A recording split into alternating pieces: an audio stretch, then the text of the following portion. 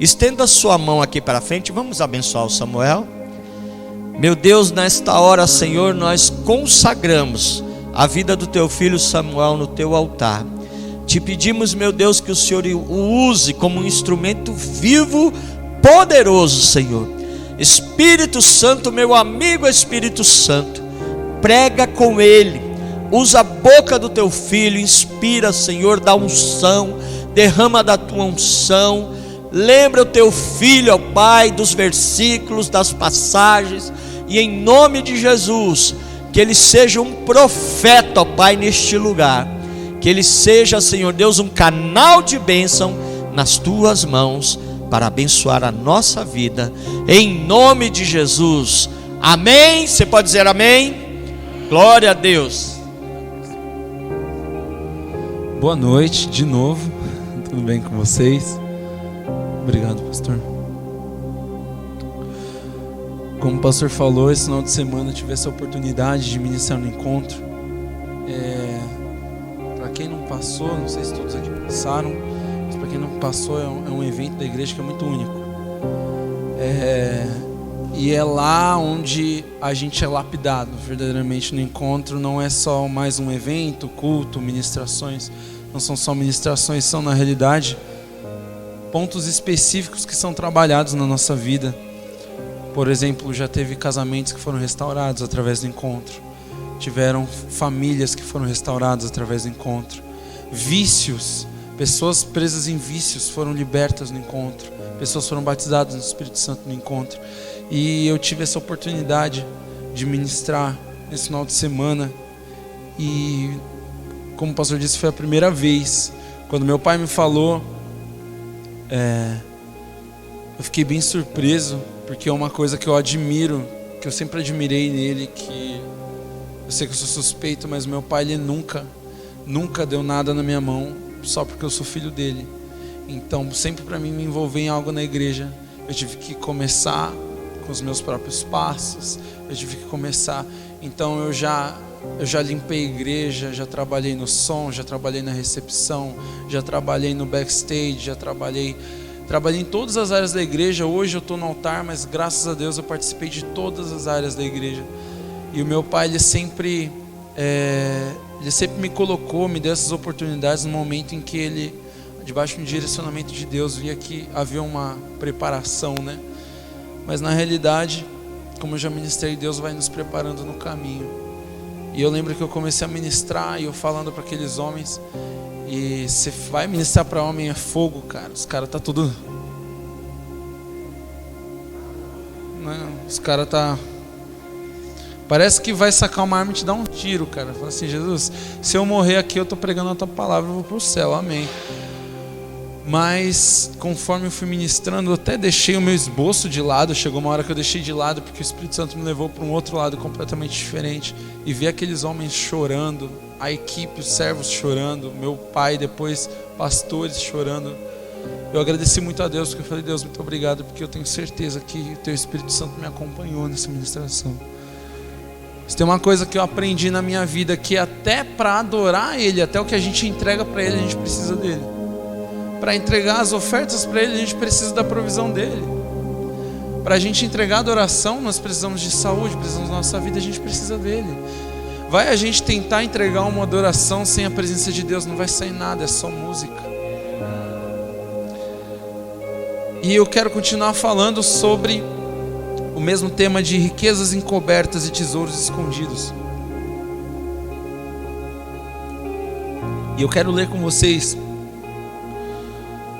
em Isaías 45, no versículo 2. Coloca aí pra gente, por favor, Nick. Quero falar sobre tesouros escondidos nas frustrações. Todo mundo aqui já se frustrou, né? É normal, faz parte da vida.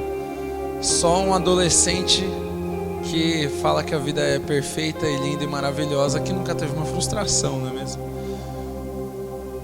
Bom, eu quero começar dizendo que a frustração, ela pode ser duas coisas para você. É uma coisa que eu ouvi uma vez e guardei no meu coração, e isso fez toda a diferença na minha vida.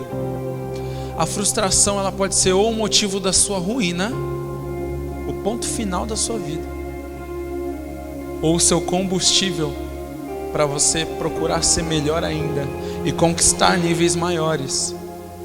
Então a frustração ela tem esses dois significados na vida de alguém.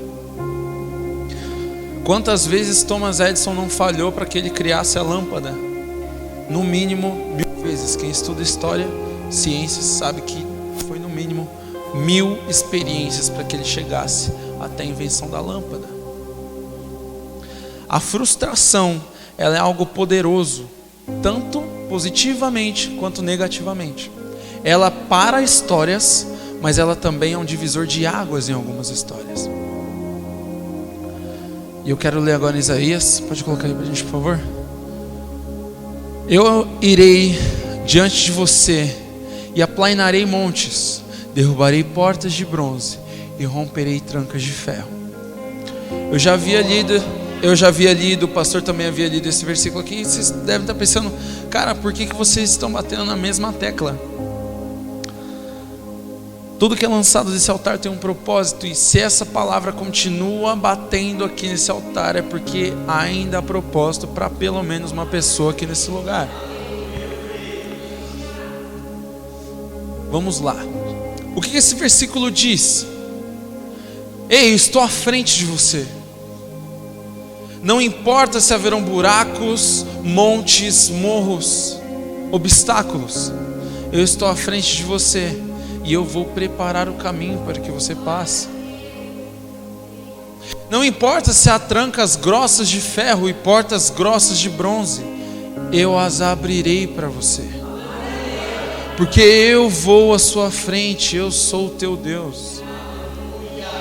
Quero que você coloque o versículo 3 para a gente, por favor, Nick.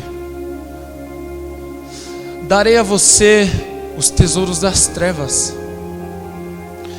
Como assim os tesouros das trevas?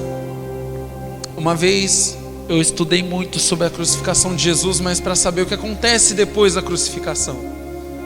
O que acontece depois do sacrifício? O que acontece com Jesus quando ele morre ali na cruz? Nós sabemos que através do pecado não há salvação. Nós sabemos que através do pecado há um rompimento de conexão com Deus. E ali o que Jesus sofre na cruz não é só a queda dos pecados sobre si, mas pela primeira vez na existência de Jesus ele se desconectou do Pai.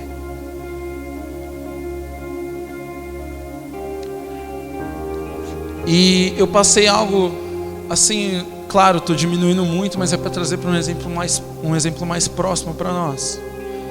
Do meu avô, o seu João, um homem que foi mais crente que o meu pai, que eu tenho certeza que hoje ele está lá com Jesus, e ele com certeza está aproveitando e curtindo todo o galardão que ele acumulou no céu. E ele era um homem que para mim ele era um segundo pai. Eu gostava muito de ir lá no sítio, no qual ele era o caseiro do sítio, que era de um amigo dele. E eu ficava lá, eu lembro que eu passava as férias inteiras lá. Então sempre que tinha um tempo livre, um final de semana, férias, feriado, eu falava, pai, por exemplo, esse feriado prolongado, né? Na escola a gente não vai trabalhar. Seria um feriado que eu iria lá para o sítio do meu avô. E eu tinha uma conexão muito forte com meu avô. Muito forte, muito forte. Só que aos 7 anos, mais ou menos aos 7 anos de idade eu ia fazer. Eu lembro que o meu avô, ele descobriu um câncer tarde demais. E então eu vi o meu avô, que era um homem saudável, um homem que por mais que fosse sério, ele gostava de contar história, gostava de cantar os louvores. Matos Nascimento, pelo amor de Deus, meu avô amava Matos Nascimento. E onde eu quero chegar com isso? Aquele câncer começou a definhar o meu avô, ele começou a usar uma bolsa de colostomia. Ele começou a ficar muito fraco. E aí dia após dia eu vi o meu avô ficando mais fraco, mais magro. E aquele homem que eu via como um exemplo, como um herói, estava morrendo na minha frente. E o que Jesus passa é, na realidade, ele ser um com Deus. Ele ter uma proximidade total com Deus, porque Jesus Deus e o Espírito Santo são um, são a Trindade. E pela primeira vez a Trindade é desconectada. E ali de repente as pessoas que acreditaram em Jesus olharam para aquilo e se frustraram. Ele não era o Filho de Deus, mas ele está aqui morto na minha frente. Mas aí, quando ao terceiro dia ele ressuscita, e você vê que é dito que ele tem as chaves do submundo, do inferno, que ele tem poder sobre o inferno. Jesus nos amou, tomou os pecados e passou por tudo que a gente tinha que passar para nos conectar com Deus. A conexão que ele tinha, ele pela primeira vez na vida, ele se desconectou do Pai para que a gente possa, pelo resto da nossa vida, se conectar a Ele. Então todas as riquezas, os tesouros das trevas, misericórdia, eu não quero o tesouro das trevas, tudo que o inimigo tem te roubado, tudo que o inimigo tem tomado de você, o seu sono, a sua vontade de viver, a sua alegria. Saiba que o poder que está estabelecido sobre Jesus foi implantado dentro de nós através do Espírito Santo. Riquezas armazenadas em locais secretos, para que você saiba que eu sou o Senhor, o Deus de Israel, que o convoca pelo nome. Nada,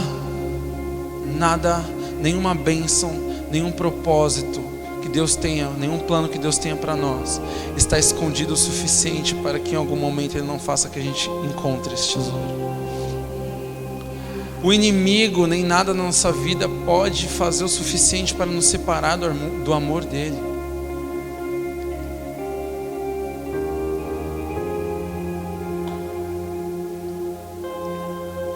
E as riquezas que Deus tem para nós, elas se encaixam em todas as áreas da nossa vida. E tem uma área que me chama muito a atenção, que é família. Porque primeiro, o meu maior sonho da minha vida é ter a minha família um dia. E segundo, ver famílias restauradas é uma das minhas coisas favoritas no reino de Deus. Porque a família é um projeto de Deus. E nesse encontro eu tive a experiência de ver um rapaz. Olha só como Deus trabalha, eu preciso contar essa história para vocês. A mãe desse menino tentava levar ele na igreja há um tempo. E ela orava muito, e eu via ela na oração, às vezes gritava. Eu falava assim, Deus, eu não sei o que essa mulher precisa, mas o Senhor tem que dar para ela. Porque ela está sendo muito sincera. E também está me dando dor de cabeça. Então eu comecei a orar na mesma intensidade. Falei, Deus, você tem que dar o que essa mulher quer. Parte da dor de cabeça é brincadeira, mas eu vi aquela mulher, sabe, uma adoração, uma entrega, uma oração. Porque é legal que é fácil você encontrar pessoas que adoram. É fácil você encontrar pessoas que vibram com a palavra. Porque se eu falar assim, Deus tem um plano para a sua vida e você vai ver o extraordinário, você já se anima. E não é mentira, Ele tem. Mas eu vejo poucos cristãos se animando com a oração. E eu via essa mulher orando e se animar, e ela animava com aquilo. Não era uma oração tipo de tristeza. E aí então ela insistia para esse filho. O dia que esse filho decidiu ir, calhou que o meu pai não estava lá. E foi naquele domingo de manhã que eu ministrei. E ele ouviu aquela palavra, que graças a Deus foi uma palavra incrível que Deus lançou sobre nós. E no final do culto ele foi lá aceitar Jesus. E ele disse que, e eu depois conversando com ele, eu peguei o contato dele, o William, o nome dele. Eu falei, William, mano, encosta em mim, vamos andar junto, vou te dar um endereço de uma célula e tal. E conversando com ele, ele falou, cara, eu sabia, assim, eu sabia onde eu estava me metendo, onde eu estava indo. Mas eu não tinha expectativa disso me tocar tanto, só que quando eu olhei para você, eu me identifiquei com você. Olha só como Deus trabalha. Aquela mãe pedia há muito tempo para que o filho fosse na igreja. Ele vai justo no dia que tem alguém no altar que ele se identificava. E não é porque eu ministrei de forma incrível e eu sou incrível, eu sou o cara, não é isso. Ele é um jovem também. E às vezes a gente que é jovem, a gente olha para os caras que ficam em cima do altar, a gente fala, isso não é para mim. É difícil um jovem ter credibilidade no que ele fala. Às vezes, se o pastor ministrar uma coisa aqui e depois o Nicolas vir ministrar outra, vocês vão dar mais credibilidade para quem? O Nicolas é um menino de Deus, e hoje Deus me mostrou isso porque eu testei ele. Ele ia tocar comigo hoje, o Gil ia ficar na mesa de som. E aí eu fui mandar uma mensagem para ele e falei, Nick, cara, tem problema se o Gil tocar? Ele toca mais tempo comigo e a gente vai decidir o louvor na hora. Cara, ele toca comigo também. Ele tocava na sede comigo. E se ele falasse assim, não, eu vou tocar aqui porque o meu pai é o pastor da igreja, eu ia falar nada, eu ia deixar, não posso fazer nada. Mas ele falou, não, mano, tá abençoado, pode tocar, eu vou ajudar da forma que eu puder, eu vou estar ali na mesa, vou estar com vocês, vocês são meus parceiros. Isso é um coração que está no reino. Gente, altar vicia, porque a nossa humanidade é fogo. Eu subi no altar muito cedo, com 14 anos, e eu tive que descer e ficar 5 anos sem subir no altar. Hoje, graças a Deus, buscando em Deus uma maturidade, eu consigo lidar com isso, mas é difícil, e ali eu vejo um coração que está no reino. Mas quem ganharia mais a credibilidade? A pessoa mais velha, mais experiente que está aqui. Mais velha não, mais experiente, né, pastor?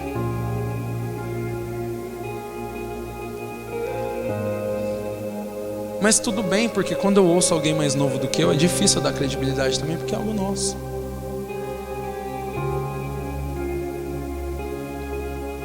Mas o ponto que eu quero chegar é que Deus, ele foi tão específico que ele falou, eu tenho um propósito para a vida desse garoto, mas eu não quero que ele vá na igreja e depois ele, gostei do culto, vou lá de novo, nossa, que culto legal.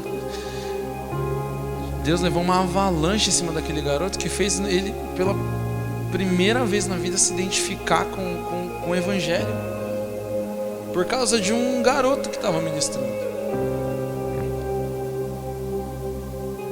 Os propósitos de Deus, eles vêm para atingir todas as áreas da nossa vida.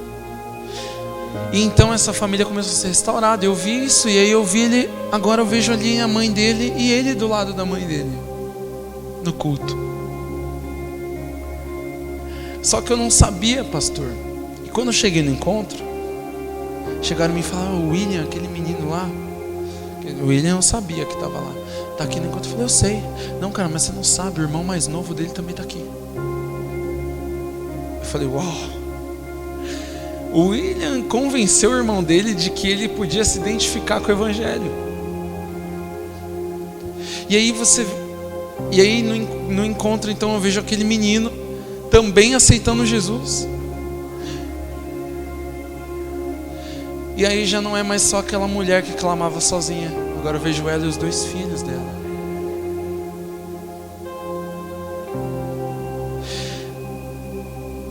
Na parte espiritual, pelo amor de Deus, ninguém aqui acredita que você vem na igreja só para essa coisa física que a gente está tendo, uma conversa, uma ministração.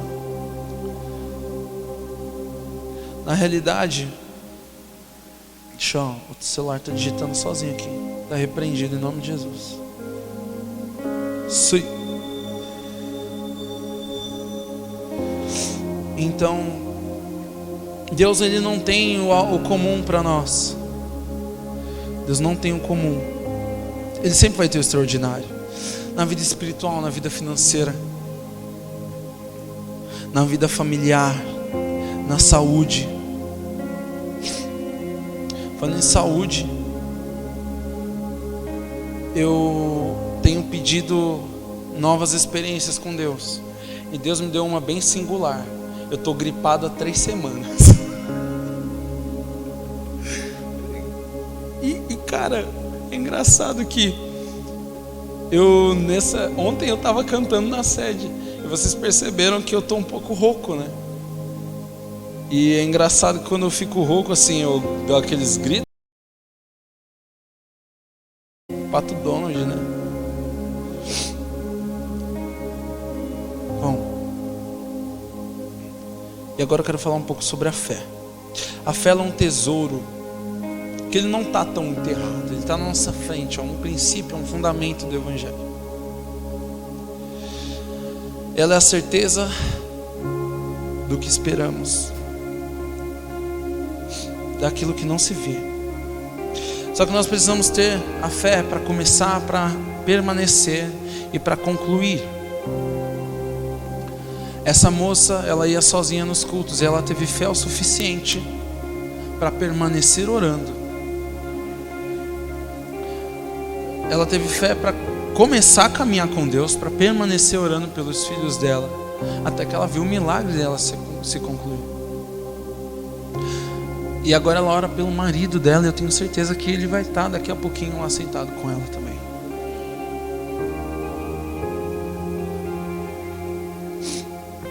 Eu já falei sobre Noé, que Noé ele construía algo lá em Gênesis 2, ele construía algo que ninguém nunca viu, uma arca.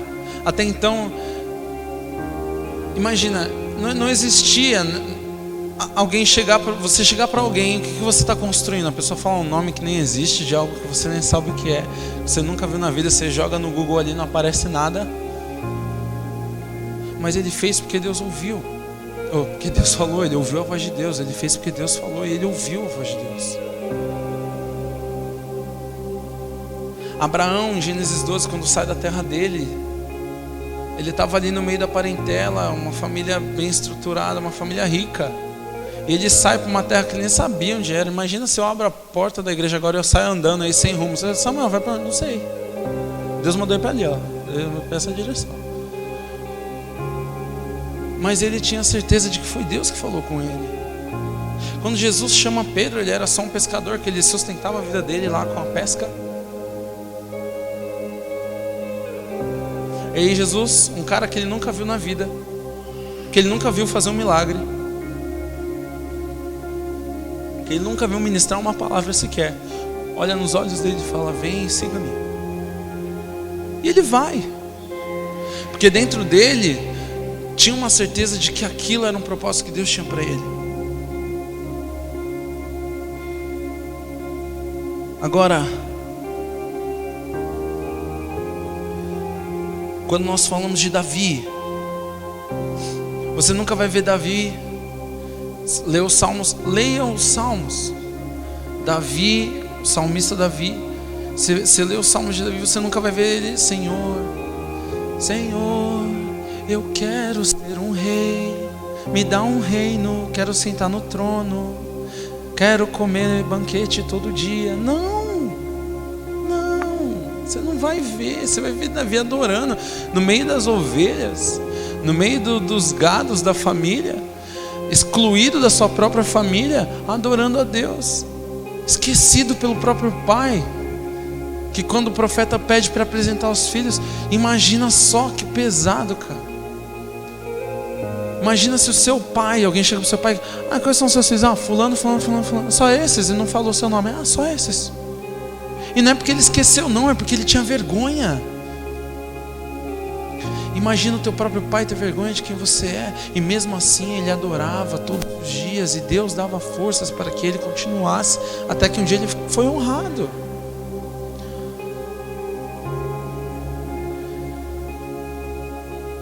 Eu quero ler com vocês Salmos 91 novamente, versículo 1. Eu imagino às vezes Davi ali sozinho, e Deus, e de repente ele sentindo a presença de Deus, começa a adorar a Deus.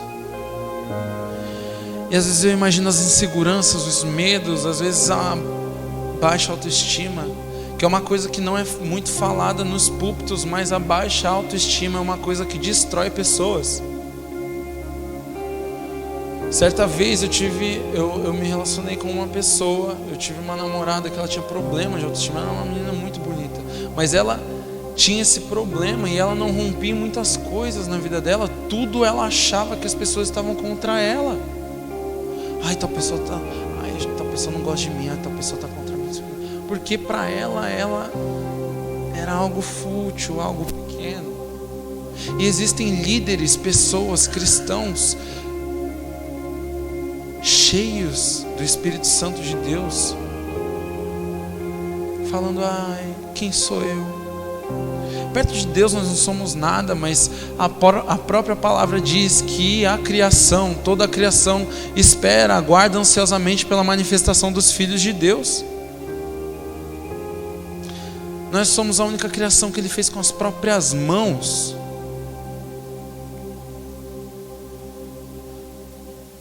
Eu imagino Davi: não importa se eu estou com medo, não importa se eu estou inseguro, porque aquele que habita no abrigo do Altíssimo, no esconderijo do Altíssimo, e descansa à sombra do Onipotente. Pode passar para o segundo, por favor. Pode dizer ao Senhor: Tu és meu refúgio e a minha fortaleza, o meu Deus em quem confio. Não importa o que está tentando me abalar, porque Ele é o meu esconderijo, é nele que eu vou me apoiar.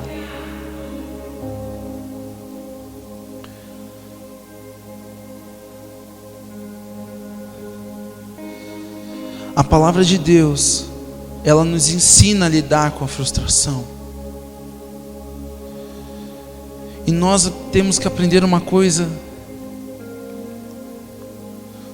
Nós temos que aprender uma coisa que ela deve ser essencial para as nossas vidas, que é: não reclame. Não reclame, não reclame, não reclame. Eu sou uma pessoa que eu luto muito contra a reclamação. Uma das coisas, se você der uma olhada na lateral do meu carro ali, do lado do motorista, a parte de trás, hoje um caminhoneiro arrancou a moldura ali, que fica em cima da roda, porque ele não me viu e me fechou contra um poste. Eu tive que acelerar para não virar um sanduba logo cedo. E eu fui embora, estava atrasado para o trabalho. A moldura ficou lá. Graças a Deus só deu uma. E na hora que aquilo aconteceu, eu fiz assim: não. Deus, abençoa meu dia. Só abençoa meu dia. Engatei e fui embora. E eu lembro que um dia eu fui prestar um concurso para o Banco do Brasil, lá na Liberdade. E a minha irmã ia junto. Então a minha irmã, eu deixei ela lá na frente, eu fui procurar um estacionamento. Tava chovendo muito naquele dia.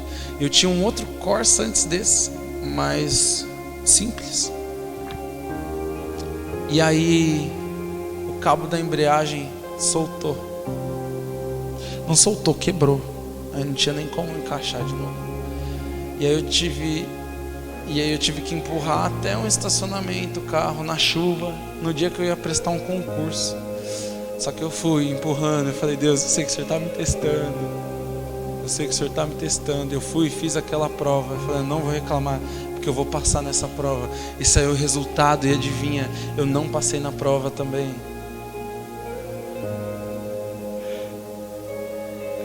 Mas eu aprendi que se eu reclamar, primeiro que quando a gente reclama, não resolve o nosso problema. Eu não sei você, mas quando eu reclamo eu fico com mais raiva, eu não fico aliviado. Eu fico reclamando e remoendo aquela situação, eu começo a...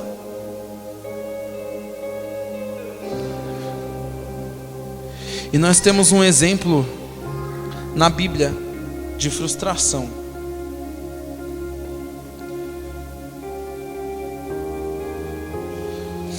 Que é Jonas.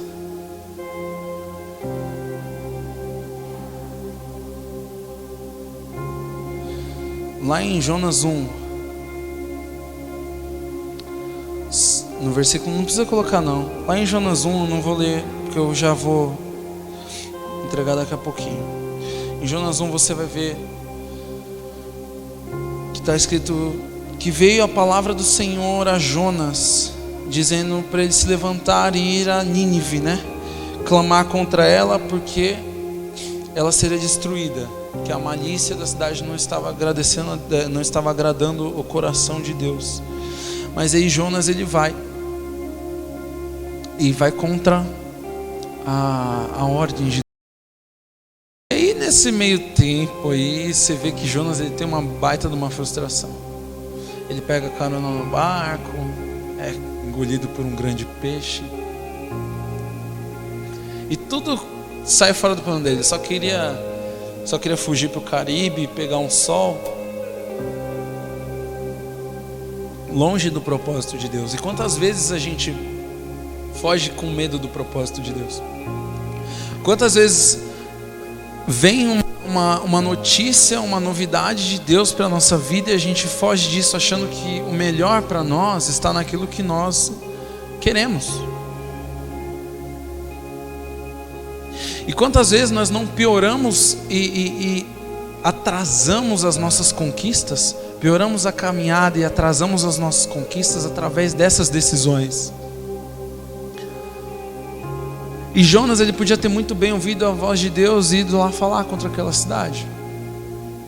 Mas você vai ver que a história de Jonas ela se estica, ele passa por uma experiência única, mas também bizarra, até que no final das contas ele conversa com Deus e ele vai até a cidade para falar sobre os pecados daquela cidade. Entenda, não importa quantas vezes nós possamos tentar fugir, um círculo ele pode ser feito infinitas vezes. Você anda em círculos quantas vezes você quiser. Você pode continuar andando em círculos. Ou você pode tomar posse de todas as riquezas, de todos os tesouros que Deus tem para você. E a gente não está falando só de dinheiro, nós estamos falando de qualidade de vida, vida em abundância. Estamos falando de bênçãos, de propósitos se cumprindo. Quando eu pedi para o meu pai para que eu estivesse aqui, que eu falei que Deus falou comigo, eu falei, eu preciso estar lá. Não foi porque a igreja precisa de mim, não. Deus implantou no meu coração um amor, um carinho enorme por esse lugar. E de alguma forma, desde que isso aconteceu, eu comecei a enxergar não só como mais uma manancial, mas como a minha casa. Eu não estou falando isso para me exaltar e falar, nossa, olha só como eu sou bonzinho. Não, gente, que isso? Se não é eu, Deus vai enviar outra pessoa, eu tenho certeza. O Dani toca violão melhor que eu, mano. 1000 vezes. Eu não estou sendo modesto, não. Gente, Deus procura corações dispostos. Você só vive extraordinário quando você se coloca à disposição dEle. Você não precisa largar tudo para trás e falar, meu Deus, agora eu sou só teu. Não. Entenda o que eu estou querendo dizer. Se disponha. Para de reclamar. Davi tinha tantos motivos para reclamar. Olha só a história de Jonas. Olha a história de Sansão. Eu te dou o meu próximo salário inteiro se você mostrar uma pessoa que tinha uma unção parecida com a de Sansão na Bíblia. O cara era o Hulk de Israel, mano. E ele nem precisava ficar bravo.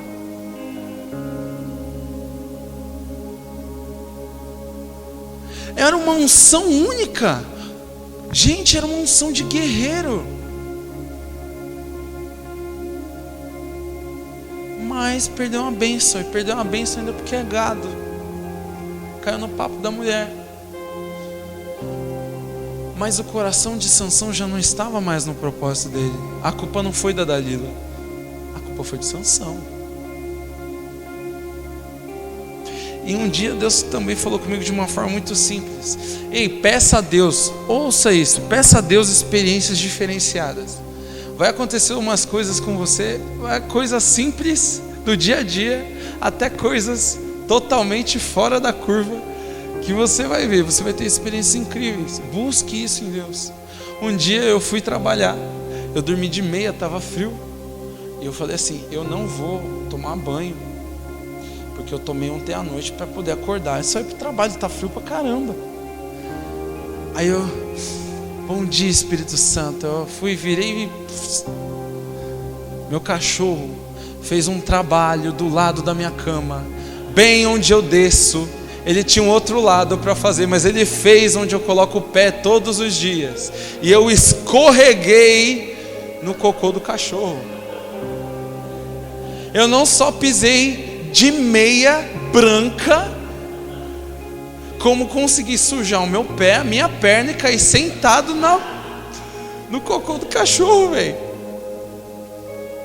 E aí eu olhava pro cachorro e tadinho, cara, não entende, né? Eu fiquei, não acredito nisso, cara. Eu levantei aquele fedor, mano. E assim, e é engraçado que eu olho pro cachorro e ele tá assim, ó. Tipo, gostou? Seu trouxa. Eu falei, na hora que eu falei, seu miserável, o cachorro já estava em outro cômodo da casa. E aí eu reclamando, falei, que porcaria, mano. Vou ter que tomar banho correndo porque acordei mais tarde. Vai acabar com todos os meus planos. Que saco! E aí eu tomando banho, essa porcaria, tinha cocô até no cotovelo.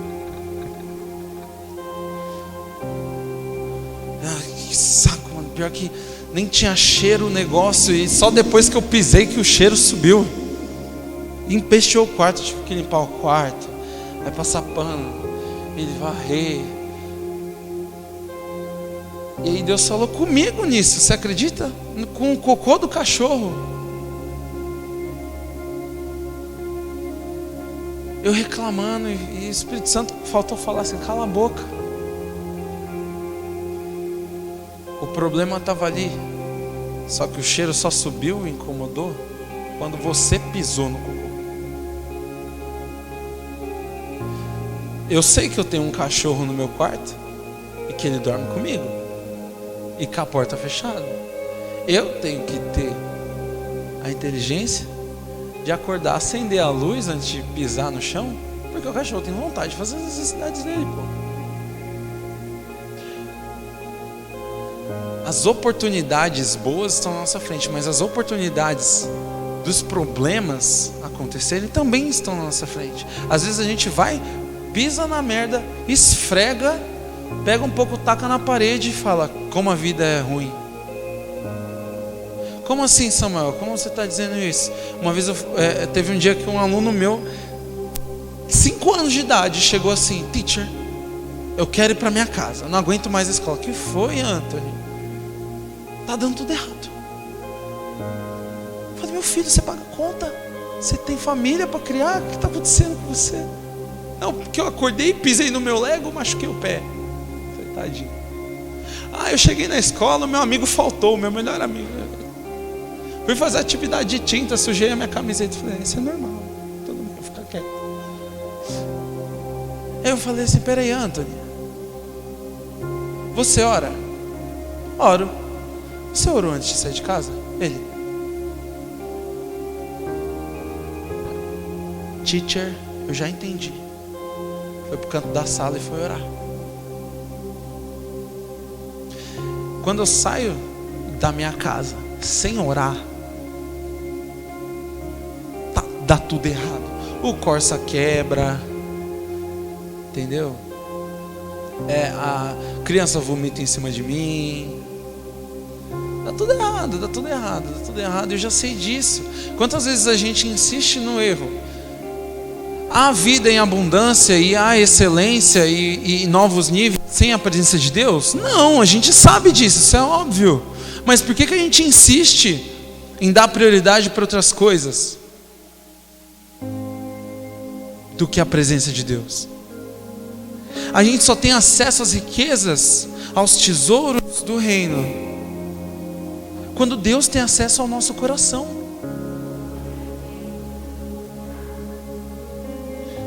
Nós temos algo poderoso dentro de nós, que é o Espírito Santo, e a gente está todo dia colocando ele num canto e chutando, espancando ele. Fortalece. O Espírito Santo não vai embora da gente, ele só se apaga. Ele é reprimido, ele é oprimido. Para de oprimir o poder de Deus na sua vida. Chega. Jonas entendeu. Davi tinha um coração que agradava o Senhor, ele entendia. Sansão cumpriu o propósito dele do mesmo jeito, que era vencer os filisteus. Ele ia ser o herói de Israel, e ele foi o herói de Israel, só que ele morreu junto. Ele não desfrutou das conquistas junto com o povo. Moisés não desfrutou da terra prometida, mesmo sendo uma bênção. E eu não julgo ele. Ele quebrou a tábua da lei, eu teria quebrado na cabeça de Arão. Ele ainda foi bonzinho, jogou no chão, né, pastor? Mas, gente, quantas coisas a gente não sabotou? Eu quero que agora você comece a pensar, busca na sua mente. Quantas coisas vocês não sabotaram na vida de vocês? É normal, a gente é humano. Eu não sei porque o humano é chamado de animal racional. Porque às vezes a gente dá uns vacilos, cara. Eu tenho que dar o exemplo da minha irmã também. Um dia estava chovendo muito, e os vidros embaçados, sem ar-condicionado, né? Um pouquinho aberto. Eu, Júlia, passa a mão no vidro, que eu não estou enxergando o retrovisor. Aí aquela chuva forte, ela abaixou o vidro inteiro, passou a mão no retrovisor e levantou o vidro.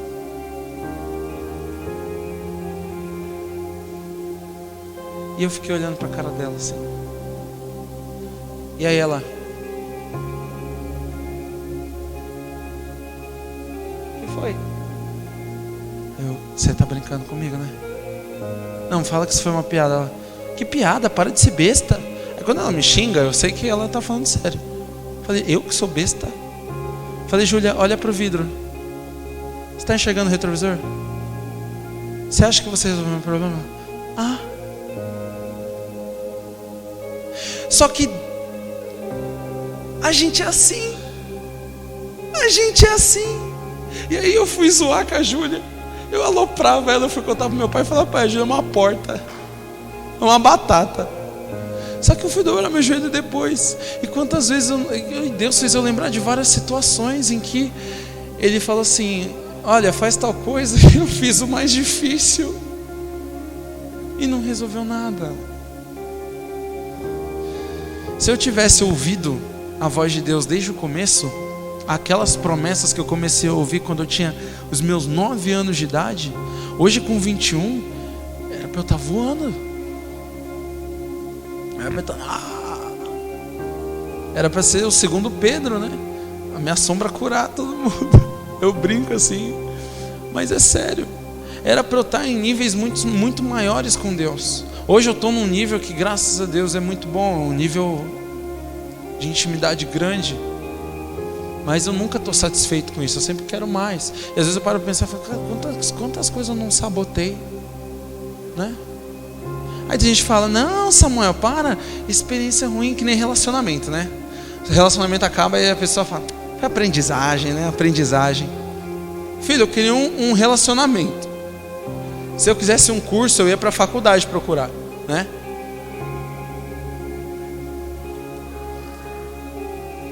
De quantas aprendizagens mais nós vamos precisar para entender que Deus tem o melhor para nós?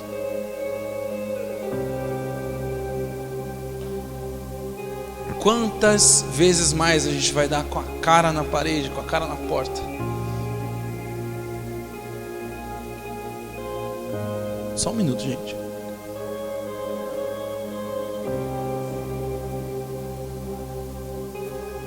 Mandei áudio para minha mãe sem querer na hora que o celular estava mexendo sozinho. Ela tá me ligando desesperada, achando que eu tô sendo assaltado, algo do tipo. Mãe, né? Mãe é mãe. Mas amém.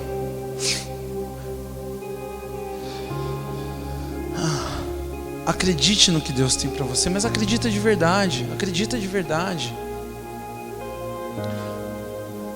Não chega aqui há quantos cultos você senta nessa cadeira esperando a mesma coisa? Há quantos cultos você senta na cadeira esperando a mesma coisa? Há quantos dias, quantos domingos e quartas-feiras você sai da sua casa falando: hoje eu vou para o culto porque eu quero isso, que isso se realize na minha vida? Quantas vezes, quantos dias, quantos anos você está buscando a mesma coisa?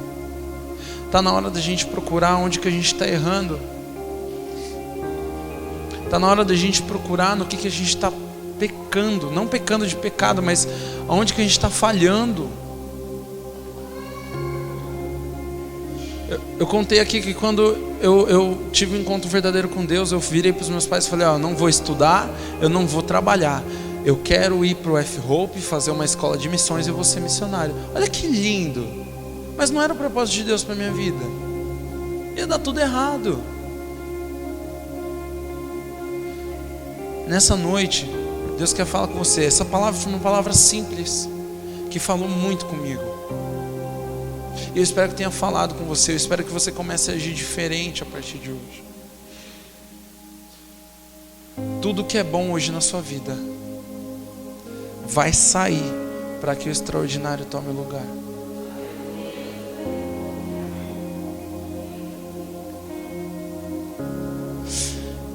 E eu quero que você clame verdadeiramente.